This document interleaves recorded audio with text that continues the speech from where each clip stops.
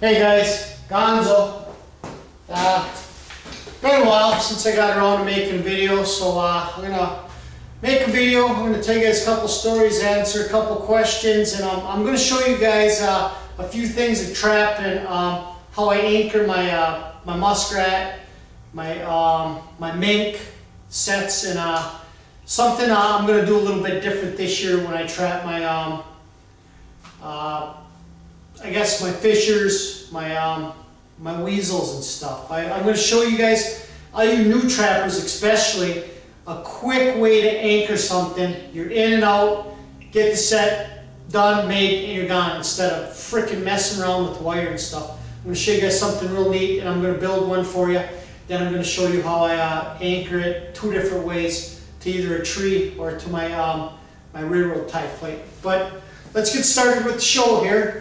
A couple shout outs first. Shout out to Bill Gowdy. Bill's got a great channel. Drinks a lot of bush beer, fries fish out, catches fish, does a little bit of everything. You know, he's always out camping and doing shit. Bill's got a great channel. Check him out. We got another shout out to Oregon Outdoors, Gunnar Wesneski, Fishmaster 135, Garrett Brader, Radioactive 619. And check this knife channel out. It's Dark Wolf Knives. Excellent channel. Speaking of knives, I talked to Chuck last night from Chuck, I called him Chuck Richards before, but it's Chuck C. Richards. Talked to him for a half hour, over a half hour on the phone. What a great guy, down to earth and everything, man. I'm going to have Chuck make me a knife for skinning out my animals and stuff. I've got a few skinning knives already, but, you know, great guy, great conversation. I know him and I will be talking a lot more, keeping in contact and stuff. But first of all, before I get into any of the questions, I want to tell you guys a story about, and this has happened to me on two different occasions. One time when I was probably 8 or 9 years old, and another time back in 2000 it was. But I got a chunk of meat caught, which I thought was in my throat, and actually it wasn't. It was caught in my esophagus. I wish, maybe I'll go inside real quick and find the picture and put it on here at the end. Back when I was a kid, I was going to go spend the night at one of my friend's house. My mom made spare ribs, and I was trying to eat as fast as I could so I could get out the door and go over to his house and spend the night. Well, in the process, chunk of meat caught in my esophagus. I'm lucky I didn't die.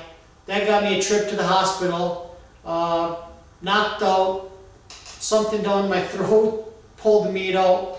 I remember coughing up, not coughing, but like all this phlegm and spit was really coming out of my mouth because my esophagus was trying to kick it out, and all that was coming out was spit, and it was really nasty. So here back in 2000, I was having a football party. It was the first football Sunday of the year, and we were grilling out a bunch of venison and bear from the year before, and there was a whole shit ton of us, and we had beer, and I just kept grilling, and I'm eating, and all the food's gone, so I was grilling out a different batch, and there was one great big long piece of strip of steak left. It was 7.5 inches long. Don't ask me why I wouldn't try eating that in like 4 different bites, but I grabbed it, and as I'm cooking, I tried throwing that in my mouth, chew, chew, chew, and swallow it. Well, guess what happened? It got caught in my frickin' esophagus again. And that was at about 4 o'clock in the afternoon. I waited, I quit drinking beer because I couldn't drink anymore, and I was half shit-faced.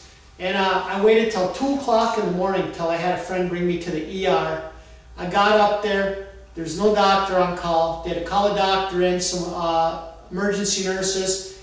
They took me, they knocked me out, well, they sedated me or whatever, put some IVs in me, took that chunk of meat out, and the doctor asked, what in the hell was I thinking when I tried eating that? I'm like, I don't know, you know, I was drinking and whatever was going on. I was in a hurry to get the food done, cooking it, get back in and watch football and drink more beer.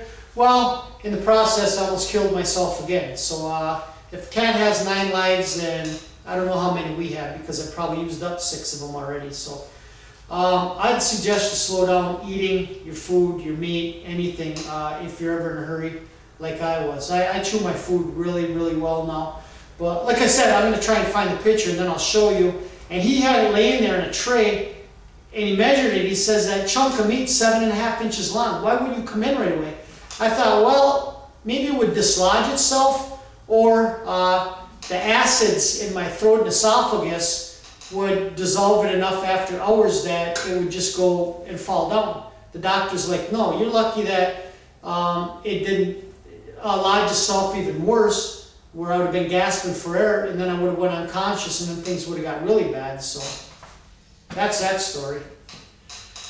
And then yesterday it was, I went to catch a bunch of mink bait, chubs and shiners. So me and one of my friends went down to one of my trout holes. We're standing on top of this bridge, and we're catching a few chubs and shiners, not many.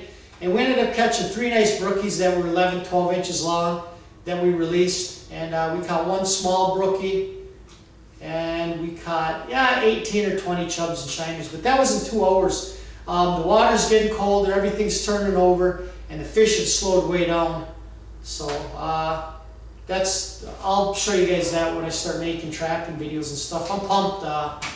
Not 3 weeks and I'm gonna have steel in the ground. You know, fox and coyote and raccoon opens October 15th here in Michigan. So, anyways, let's get on with a few of these questions, and then I'm going to show you how I make my anchors and stuff.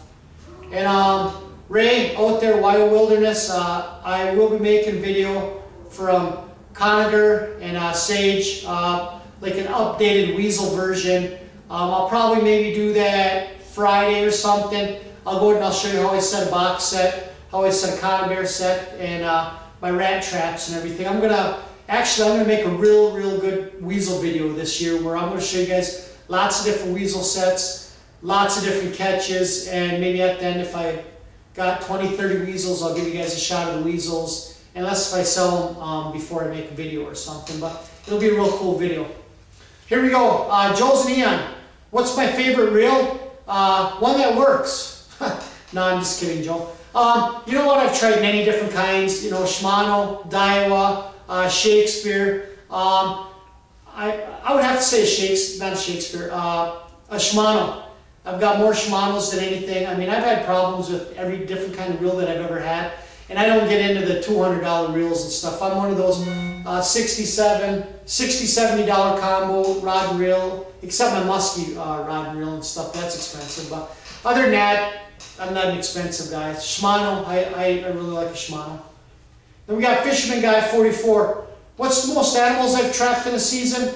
I was asked that question one other time. I'm not exactly sure, but I'm going to say somewhere between probably, let's just say 65 and 85. You know, round it off right around 75 maybe.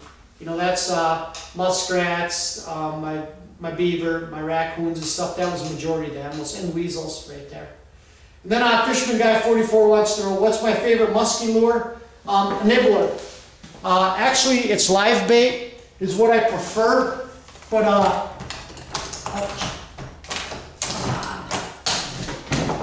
you know, guys, I like to use big chubs and big shiners and stuff. You know, the bigger the better. But these right here, I don't know if you can see that. That's supposed to resemble a walleye, and this one right here is supposed to resemble a rainbow trout. You hook these bad boys on, and they're heavy. You know, they're 4 ounces each, and you're bringing them through the ouch. You know, like the, I don't know what I call it, kelp weed. You know, sticking up the weeds, and when you're reeling it fast as you can, you're just jerking it and just jerking it, and believe it or not, I mean, you just bust through the weeds and stuff. And the muskies go freaking crazy after him. One of my buddies, Levi, he's the one that's caught a lot of muskies. We've caught a lot of muskies together, but he's the one that turned me on to them. So it'd be a nibbler or live bait. What's my favorite mink set? That question was asked by Garrett Brader. It's a pocket set. Grab yourself a minnow, a sunfish, any kind of bait. Make yourself a pocket set. Mink go in and out of every little hole. I mean, if they're swimming along the side of a river, a creek, or they're on shore, they're in and out, in and out. And if you put something that shines or catches their attention with a little bit of mink lure, they're in there, and you'll catch them. I'll show you this year using my conibears, and I'm going to show you something that I'm going to do different with my conibears here in just a few minutes that you guys will probably enjoy. And then Garrett Brader wants to know, what's my favorite fox bait? I just made some homemade bait. Probably 2 weeks ago I ordered some different scents and I made it with muskrat this year. But I used to like Mark June's, and last year it really didn't work for me. Everything that I caught was on Minnesota. It was a Minnesota Predator bait. I did really well on it, but I'm going to try my own homemade bait this year. I'm going to use the Minnesota bait, and I got a bunch of Mark June's. I got to use that stuff up, so I'm going to be mix match, and I'll tell you guys at each set what I've got, or when I've caught something, what kind of bait I had. But Minnesota right now. Griley147. If Griley was to visit the Porcupine Mountains, he'd want to do what's some great lakes to be fishing in the area, in my opinion. I'm really not familiar with that area up there. I go up there, I go to Union Beach all the time. But the lakes, I don't know. You'd have to come around Marinesco, and it would depend on what you were fishing for. There's lots of bass lakes and lots of pike lakes around Marinesco. Other than that, there's different trout lakes. You could get a map and stuff. But up that way, I have no idea. I can't help you, Riley. Sorry about that. Marinesco, on the other hand, if you ever come down this way, you got a question, you want to know about a lake or something, I can help you out there, buddy. And then Dustin Peters. When I trap canines, do I put a piece of turd to lure them in? Absolutely. Here I'm off the next couple days, tomorrow and Friday, and I'm just going to cruise some back roads and find as much coyote and fox turds as I can, and I put them in baggies, and I keep them in that. Every set, I put them right on the back. I asked Ray that question a couple weeks, last week I think it was, and he answered me. And I know a lot of people do, because that turd that comes from a different area, and you spray some fox shear in there too, those coyotes don't like that. They want to, they're territorial. This is my area. They're going to investigate it, and when they do, guess what? Wham bam, the cat food man. I got a trap waiting there for them, and I'm going to catch them. So what I'm going to do right now, fellas, is I'm going to shut you off. I'm going to get my stuff ready, and I'm going to show you guys a couple different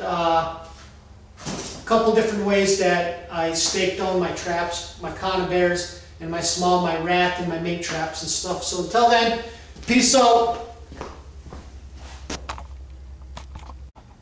Alright guys, I'm back. I'm going to show you guys on bits and pieces of this. Right there, I have 2 double ferrules. I have a stop button.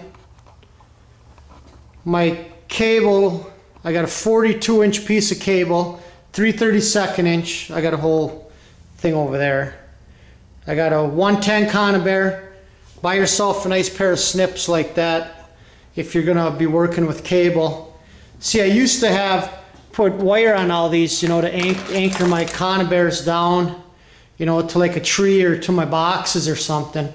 But now I'm switching everything over, and then I got a big old vise over here, and I'm going to get to work here, and I'm going to show you guys how to make one of these and how I connect it and what I use to connect it with. So we'll get started here in just a second.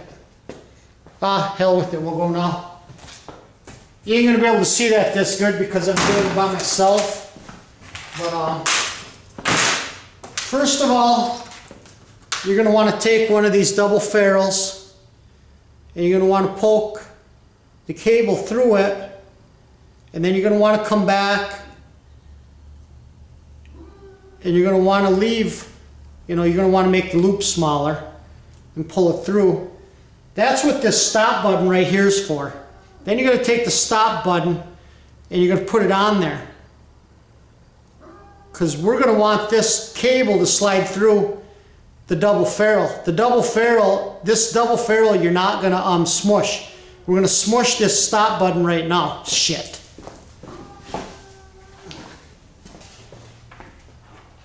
I'll show you guys once it's done.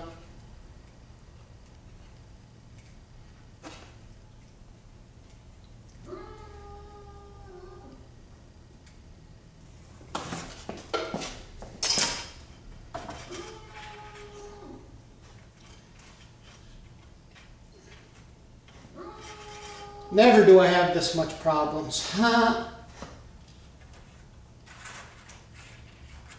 Only because I'm on camera.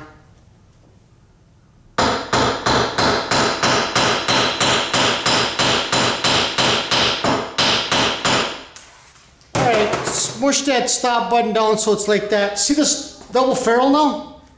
I can open up my loop as big as I want. Tighten it up.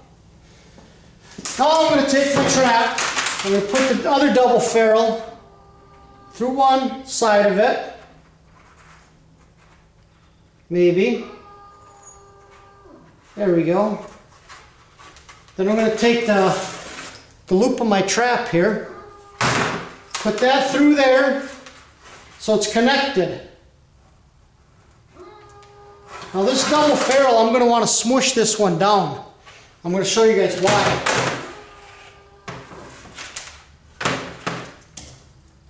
I'm sorry you can't see all this, but I'm trying to do the best that I can to help you guys out, especially you new trappers that don't know this.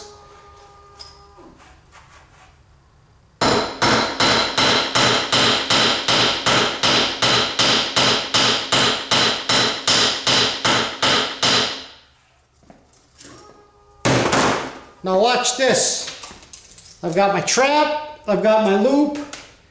Now you probably wonder why I've got it like this. Like, what the hell is he going to do with that?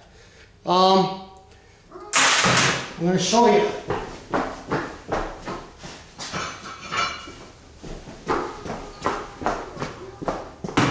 Now here, this plate right here, I can put this anywhere. A mink and a muskrat's not going to pull this 7-pound railroad plate.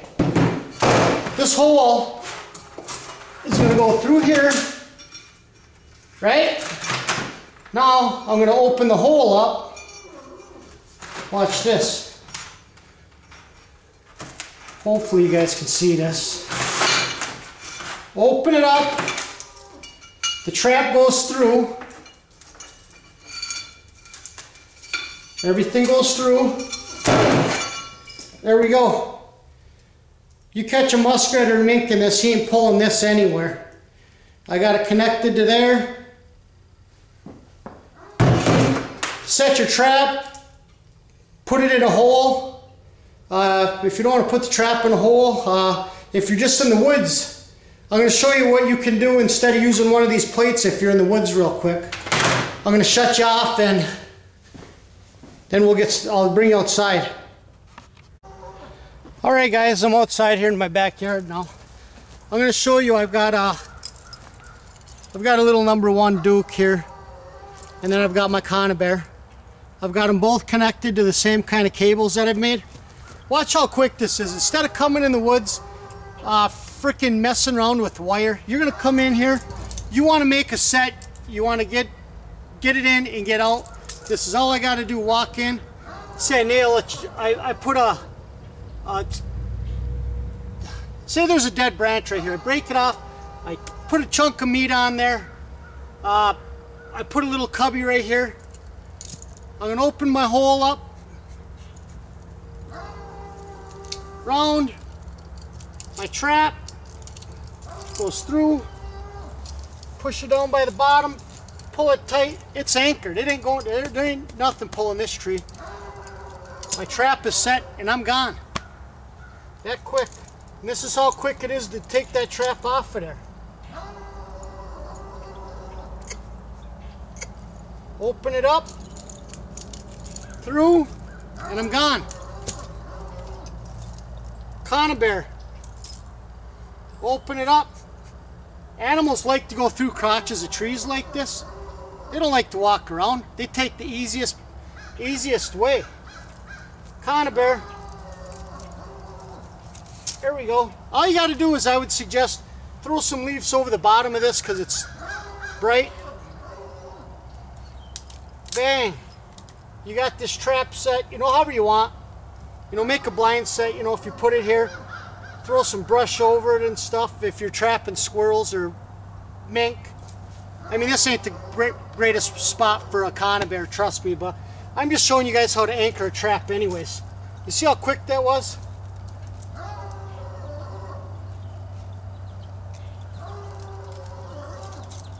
And you see how quick it is to take it off?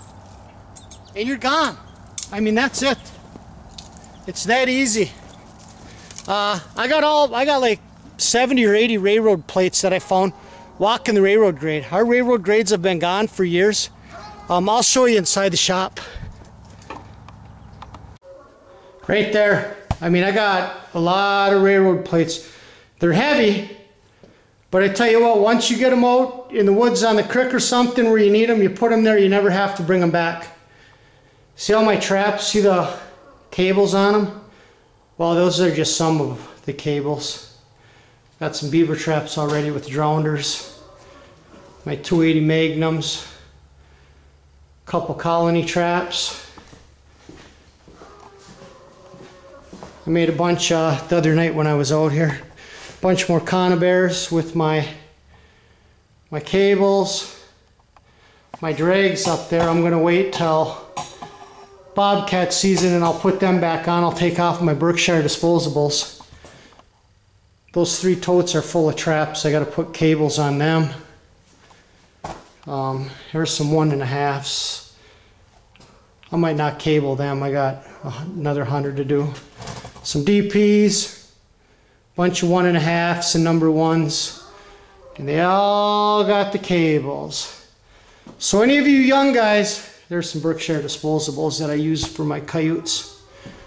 All you young guys that, how do we want to do this?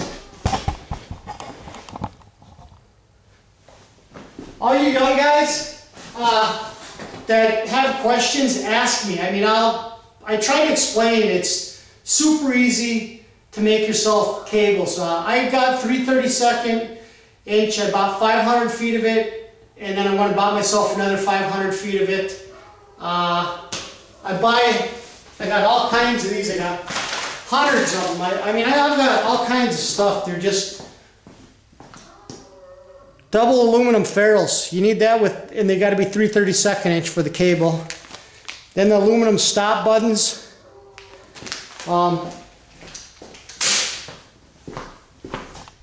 You'd be amazed. These 2 little things right here, how much stuff I've got in them. Different stuff. I mean, I got swivels, you know.